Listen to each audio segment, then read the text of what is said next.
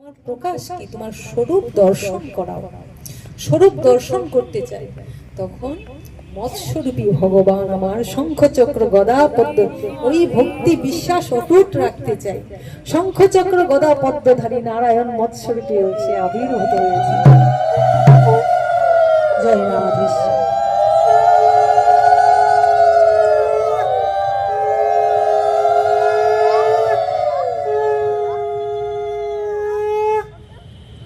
নিতাই গৌর হরিবল, নিতাই গৌর হরি। এইগুলো আমাদের মৎস্য অবতারের ঘটনা। হরি গুণ গানে কৃষ্ণ গুণ গানে রাধা গুণ গানে গৌরে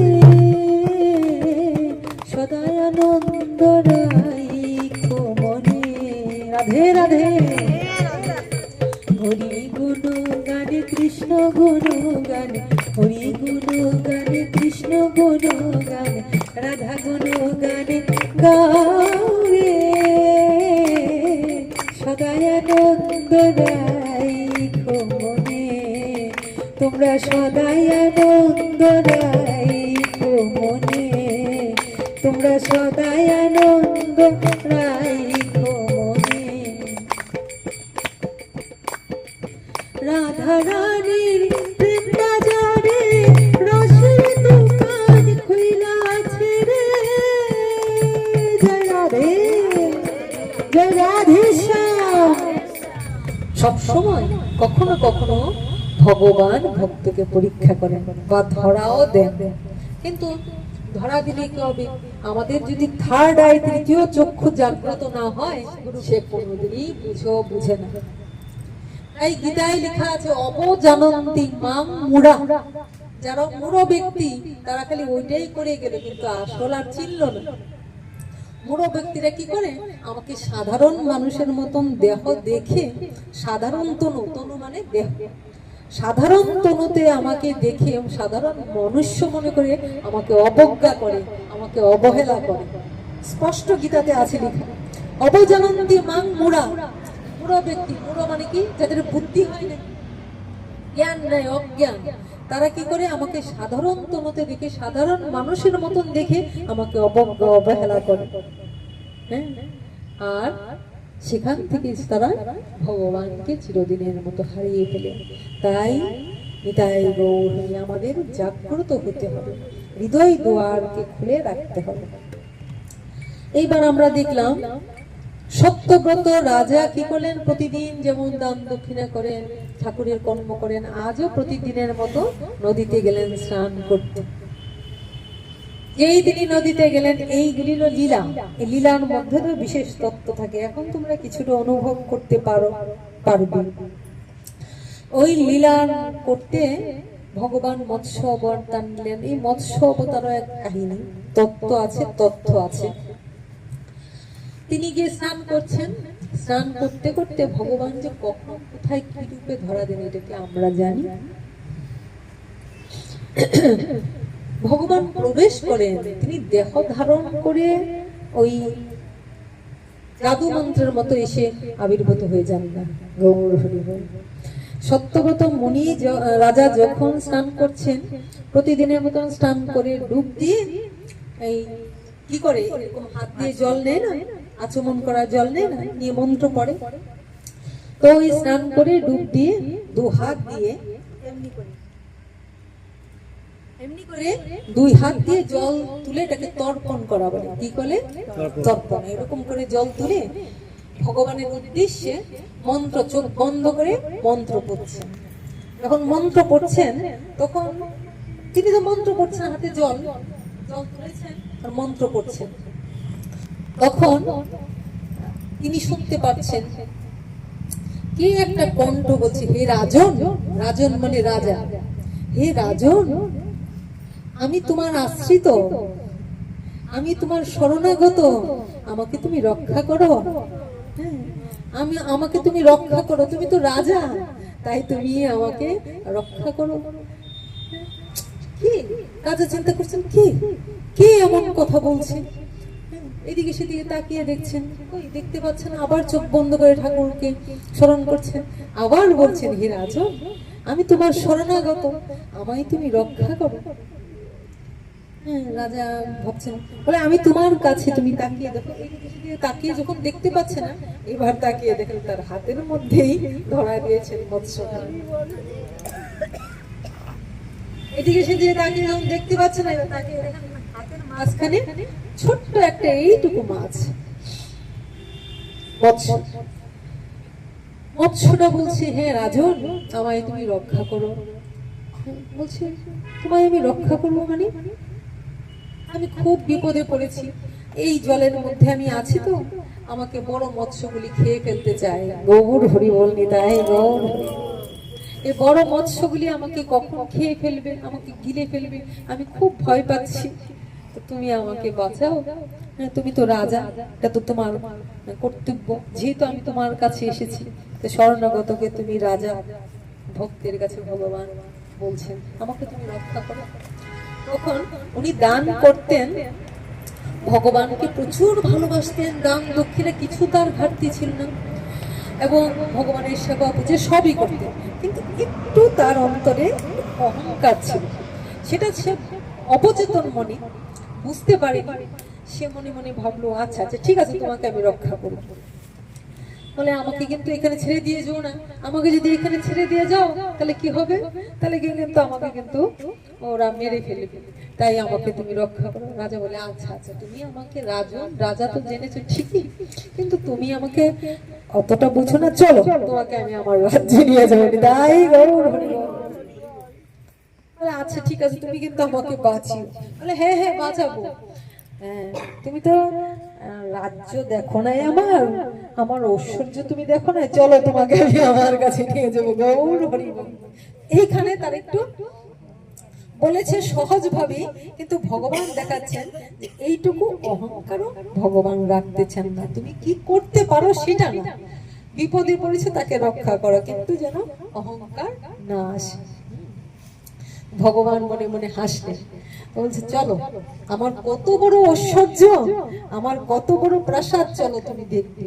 হ্যাঁ তোমার, বলে, হ্যাঁ হ্যাঁ রাজন, তুমি কিন্তু আমাকে বাঁচাও। বলে, হ্যাঁ, তোমাকে আমি খুব সুন্দর জায়গায় রাখবো, এমন সুন্দর জায়গায় রাখবো, চলো আমার প্রাসাদের ভিতরে তোমাকে নিয়ে রাখবো। আচ্ছা, এবার মৎস্যখানাকে নিয়ে এলো, ছোট্ট মৎস্য, এইটুকু মৎস্য, একটা পুঁটি মাছের। এইবার নিয়ে এসে একটা বলে, এই প্রাসাদে এসে বলছে, এই তোরা এক কাজ কর, আমাকে একটা বিশাল সোনার ওই গামলা, বলো না এটা কি বলো তোমরা, সোনার, তার তো রাজা এত বড় একটা থালার মতন, গামলার মতন একটা, বললো একটা নিয়ে এসো তো। এটা কি বলো তোমরা, গামলাই তো বলো। তো ওই রকম একটা নিয়ে আসছে, বলে নিয়ে আসো। হ্যাঁ, আচ্ছা, ছোট্ট এইটুকু মাছ তো, জয় রাধা। তো একটা এরকম স্বর্ণের গামলা নিয়ে এনে এটাতে জল দিয়েছে, দিয়ে এটাতে মৎস্যখানা ছেড়েছে। বলছে, যাও, তোমাকে প্রতিদিন খাবার দিব, তোমাকে সব দিব, তুমি এবার খুব সুন্দর ভাবে থাকো, খুশি তো? বলে, হ্যাঁ রাজন, তোমার ভালো হোক, মঙ্গল হোক, খুব খুশি হয়েছি। আমাকে বলে, আর তোমার ভয় নেই? বলে, আচ্ছা ঠিক আছে, তাহলে তুমি শান্তিতে থাকো, আমার প্রাসাদে থাকো, শান্তিতে থাকো, ভালো থাকো। বলে রাজাও খুশি হলো যে তাকে নিরাপদ আশ্রয়ে রেখেছে। বলে রাজা চলে যাচ্ছে, যেই দরজার দিকে চলে, রাজন রাজন তাকাও তাকাও, হ্যাঁ তুমি আমাকে বাঁচাও বাঁচাও। কি ব্যাপার, আবার ডাকছে। আবার ফিরে তাকিয়েছে, আবার তাকিয়ে দেখে ওই মৎস্যখানা, ওই যেই ছোট্ট এইটুকু ছিল, তাহলে এতটুকু গামলা ছিল, এটার মধ্যে বিশাল বড় হয়ে গেছে। এবার ভাজ হয়ে গেছে, এটার জায়গা হচ্ছে না। এটাই গৌর হরি বল। আমাকে রক্ষা করো, আমাকে বাঁচাও বাঁচাও রাজন। তো এসছি, আরে এইটুক দেখে এইটুক থালাতে রেখেছিলাম। এইবার আচ্ছা আচ্ছা ঠিক আছে ঠিক আছে, এবার আরেকটা বড় ওরা, আর বড় আমার আকার যতটুকু, তার থেকে আকার বড়, জয় রাধে। একসাথে বড় আকার একটা কিছু নিয়ে আসে, এবার আরেকটু বড় সোনার আকারে নিয়ে আসছি।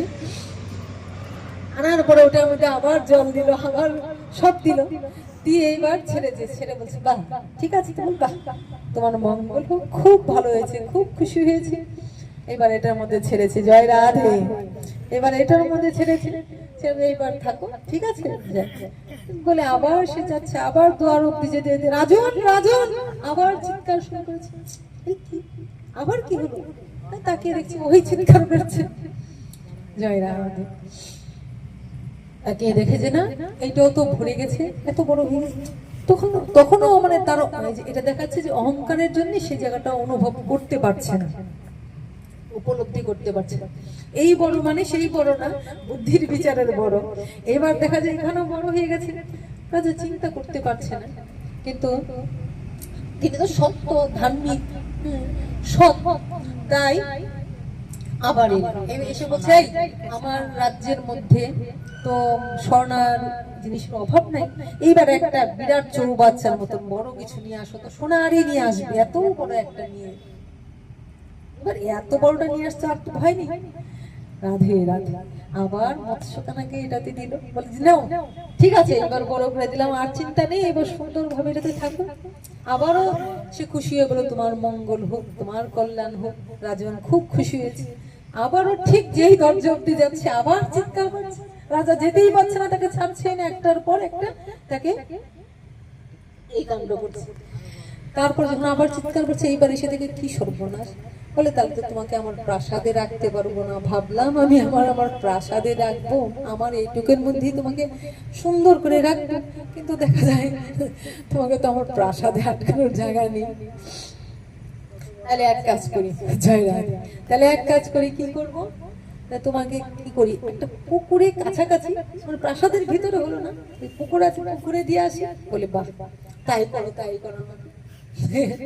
এইবার জয় রাধে তাকে পুকুরের কাছে দিয়ে এলো। এবার যে পুকুরের কাছে দিয়ে এলো, সবাই হাসছে, নন্দরানী তো হাসছে না। জয় রাধে।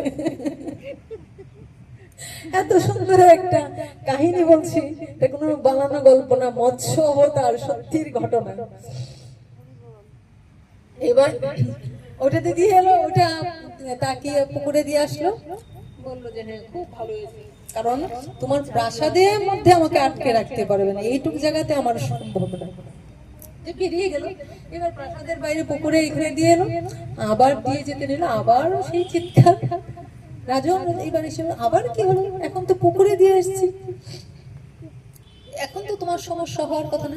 বলে রাজন, তুমি যখন আমাকে হাত ধরে নিয়ে এসেছো, তাহলে আমার সঠিক অবস্থায় রাখা, আমাকে ভালো রাখা, এটা কিন্তু তোমার ধর্ম। নিতাই গৌর হরি বল। এটা কিন্তু তোমার ধর্ম। তুমি যদি ধর্ম পালন না করো, তাহলে কিন্তু তুমি ধর্ম ভ্রষ্ট হয়ে যাবে।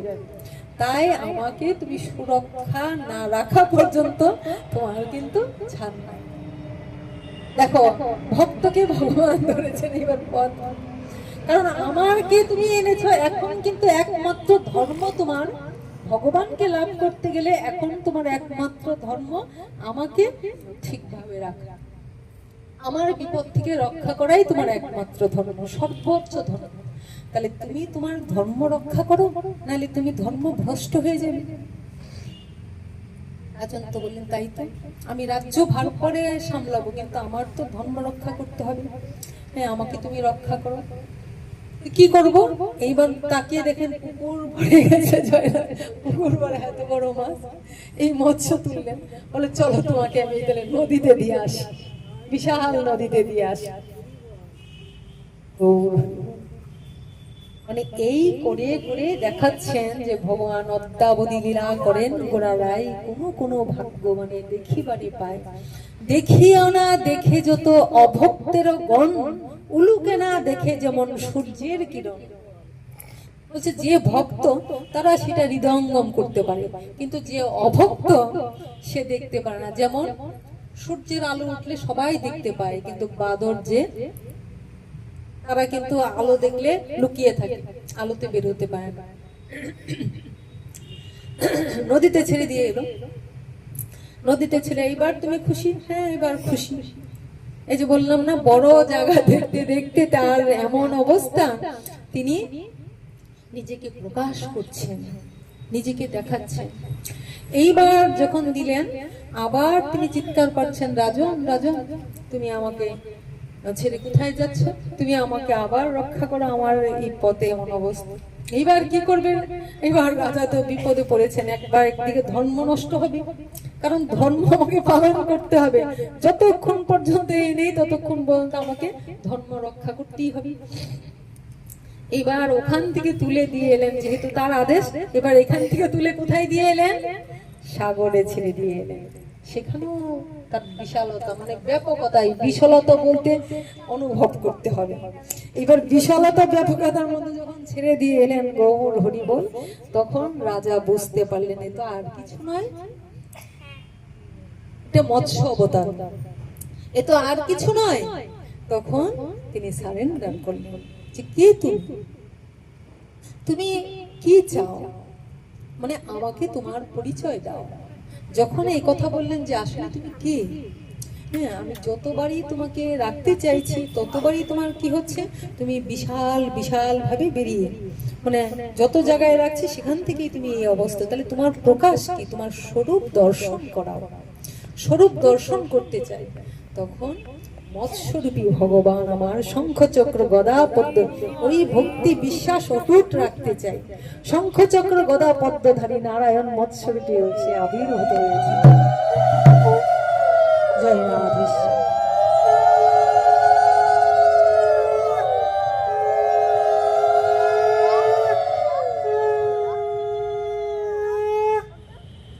নিতাই গৌর হরি বল, নিতাই গৌর হরি। এইগুলো আমাদের মৎস্য অবতারের ঘটনা। তারপরে রাজা কে প্রকাশ করলেন, তো বললেন কেন আপনি আমার কাছে ধরা দিয়েছেন, কেন আপনি মৎস্যরূপে এলেন, কেন আপনি আমার কাছে ধরা দিলেন? মৎস্যরূপে মানে কোনো না কোনো রূপ ধারণ করে ভগবান তার লীলাটা করেন।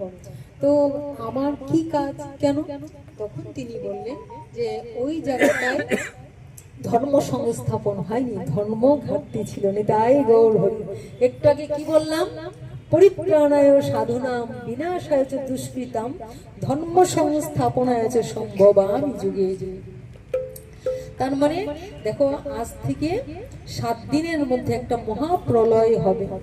ওই প্রলয়ে সব ধ্বংস হয়ে যাবে, কিন্তু তুমি যেহেতু আমার আশ্রিত, তুমি আমার মহান ভক্ত, শ্রেষ্ঠ ভক্ত, তাই ভক্তকে ছাড়া তো আমি কোনো কর্ম করতে পারি না। আমি ভগবান হলেও ভক্ত আশ্রয় না করে আমি কোনো কর্ম করি না, তাই তোমার কাছে ধরা দিয়েছি। তাই তুমি কি করবে? তুমি আমার কাছে ভগবানের যত কথা, আমি কেন মৎস্য অবতারে এলাম, আমি কেন ধর্ম সংস্থাপন করতে এমনি এমনি লীলা করি, সমস্ত কিছু তুমি আমার কাছে শ্রবণ করবে। কিন্তু এখন এই যে যারা বিপদে পড়ছে তাদেরকে তোমার উদ্ধার করার জন্য তোমাকেই ভাগ নিতে হবে। কেমন না, তুমি যখন আমার শরণাগত হয়েছো, তুমি আমার ভক্ত, সপ্তম দিবসে যেদিন ওই প্রলয় হবে, তাই আমার আশীর্বাদে তোমার কাছে ওই দিন একটা আমার দেওয়া নৌকা পৌঁছে যাবে। নিতাই গৌর। এই দেহগুলি আমাদের নৌকো তো, হ্যাঁ তত্ত্ব তো। তো বলছে তোমার কাছে একটা নৌকো পৌঁছে যাবে। তুমি কি করবে? ভগবানের যত চিত্রপট আছে, ভগবানের ছবি আছে, ভগবানের জন্য খাদ্য আছে, বা মানুষের জন্য, তুমি তো রাজা, তাই তোমাকে ওদের খাদ্যগুলিও সংরক্ষণ করতে হবে। ওইগুলি সব তুলে নিয়ে নৌকোয় উঠবে। উঠে আমি তখন এই মৎস্য রূপ ধারণ করব। কবে? প্রলয়কালে। নিতাই গৌর হরি। তো আমরা ভগবানের দর্শন কবে পাবো? যদি এখন আমরা স্থূলভাবে ভগবানকে অনুভব করার চেষ্টা করি, কিন্তু মহাপ্রলয় কবে হয়? যেদিন আমরা ওই দেহ ত্যাগ করে যাব, সেদিনের জন্য প্রচেষ্টা। তো বলছে সেই সময়ে তুমি কি করবে? তখন তুমি আমার কৃপায় আমাকে তুমি চিনতে পারবে, এবং আমারই কৃপায় তখন তুমি ওই যে সবাই আছে, সবাইকে উদ্ধারটা কে করছে? রাজা। কার কৃপায়? ভগবানের কৃপায়। ভগবানের ইচ্ছা, ভক্তের ইচ্ছা, আর রাজা কি করছে? সবাইকে নিয়ে, সবার খাদ্য নিয়ে ওই নৌকায় উঠবে, আমার সঙ্গে বেঁধে দিবে, আর আমি তখন তোমাকে সহ সবাইকে সহ নিতাই গৌর হরি বল উদ্ধার করে একদম আমার ধামে পৌঁছে দেবে। এই হলো মৎস্য অবতারের লীলা। আনন্দ হলো, জয় রাধে। তাহলে ভগবান লীলা করলেন। তো ভগবান বললেন, তখন তুমি আমার কৃপায় এই যে কর্মগুলি করেছে তার জন্য ভগবান তখন তাকে একটা ইশারা দেন, সংকেত দেন, মহাপ্রলয়ের সময়, মহাবিপদের সময়। এটা যখন খুশি তখন নয়, যখন ভগবান চান। আর সেটার ইঙ্গিত আমরা কখন পাই? যদি আমরা ভক্তিপথে থাকি, যদি ভগবানের নাম গুণগান করি, যদি আমরা সৎ পথে চলি, যদি সাধুগুরুকে মান্য করি, তাহলে আমরা সবচেয়ে বিনাশ আমাদের কবে? ওই মৃত্যুর সময়। যখন মৃত্যু আসে তখন আর কেউ আমাদের রক্ষা করতে পারে না। পারে কি? কেউ রক্ষা করতে পারে না। তখন রক্ষাটা করেন তিনি। এই যে কর্মটা করি ওই কর্মের ফল তখন তিনিই ধরেন। তাই তিনি বললেন, আমার কৃপায় তখন তুমি আমায় চিনতে পারবে, তখন সেই রূপ ধারণ করে আসবো। আর তুমি কি করবে? সবাইকে আমার সঙ্গে অগ্নি করে বেঁধে দিবে, নৌকায় তুলে দিবে। আর তখন কি হবে? ওই যে ধর্ম প্রচার হচ্ছে, ধর্ম সংস্থাপন, আমি কি করব? ওই ধর্ম সংস্থাপন, ধর্মকে উদ্ধার করব। তাই তুমি গীতা, ভাগবত, যত ভক্তি গ্রন্থ, এই গ্রন্থগুলিকে নেবে। গ্রন্থগুলিকে কোথায় নেবে? মাথায় নেবে। কোথায়? এই নৌকায়। রাধে রাধে। ওই তত্ত্বটা কেউ ভেঙে বলে না, স্থূল লীলাটা খালি প্রকাশ করে যায়। এটা যদি ভব সমুদ্র হয়, এই দেহটা, এই দেহগুলিকে একটা নৌকো, নৌকো তোলা মানে সবাইকে ওই নৌকোর মধ্যে এই গ্রন্থ বুঝাই করে দিবে। এটাই ভরাট করার সময়। স্থূল ভগবানের প্রসাদ বিতরণ করা হচ্ছে, আর আত্মার খাদ্য তাদেরকে দেওয়া হচ্ছে। এই জিনিসগুলি প্রকাশ হয় না, এই জিনিসগুলি গোপন থাকে, এই জিনিসগুলি কেউ ভেঙে বলে না। আর এই যে প্রলয় দেখাচ্ছে, প্রলয় একমাত্র ওইটাই প্রলয়। আমরা যখন দেহ ত্যাগ করি তখনই আসল প্রলয় হয়। তাহলে আমাদের যদি ধর্মগ্রন্থগুলি থাকে হৃদয়ে, সাধু গুরুরা যদি আমাদের সঙ্গে থাকে, তাহলে আমার কি বিনাশে কোনো ভয় আছে? গুরু কৃপা হি কেবলম, ভগবানের কৃপা আর সাধুদের কৃপা আছে। তাহলে প্রলয়কালেও আমরা একই সঙ্গে একইভাবে থাকবো। তাই হরি গুণ গানে, কৃষ্ণ গুণ গানে, রাধা গুণ গানে গাউরে, সদাই আনন্দ রাইখো মনে। রাধে রাধে। হরি গুণ গানে, কৃষ্ণ গুণ গানে, হরি গুণ গানে, কৃষ্ণ গুণ গানে, রাধা গুণ গানে গাউরে, সদাই আনন্দ রাইখো মনে। তোমরা সদাই আনন্দ রাইখো মনে, তোমরা সদাই আনন্দ রাইখো মনে।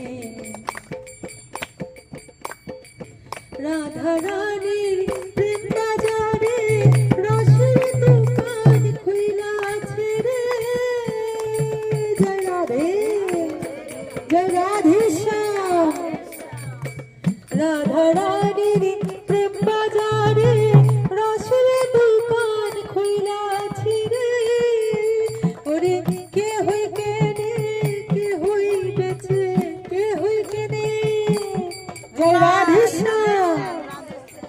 কে হই কেনে, কে হই বেচে, কে হই কেনে, কে হই বেচে।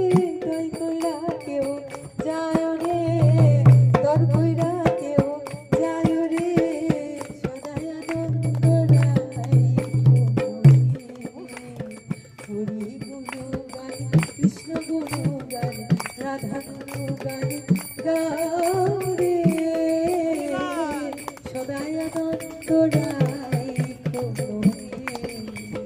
হরি গুণ গানে, কৃষ্ণ, হরি গুণ গানে, কৃষ্ণ গুণ গানে, রাধা গুণ গানে গাউরে,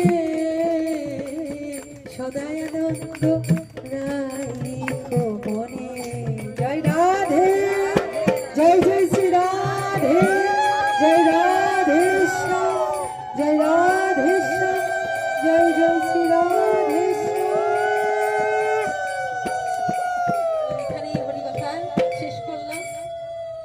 এখানে শুনলাম খুব আনন্দ হলো, খুব ভালো লাগলো, না ওই প্রশংসা কেউ দিতে হবে না, এখানে নিতে হবে, এটাতে কিছু নিয়ে যেতে হবে। এখানে বসে পড়লাম, শুনছি শুধু না, এখানে নিয়ে যেতে হবে। কারণ ওই পরপার যখন হতে হবে এখানে রাখতে হবে, সাধুগুরুকে রাখতে হবে, শাস্ত্রকে রাখতে হবে, ভক্তিকে রাখতে হবে, ভয় নাই।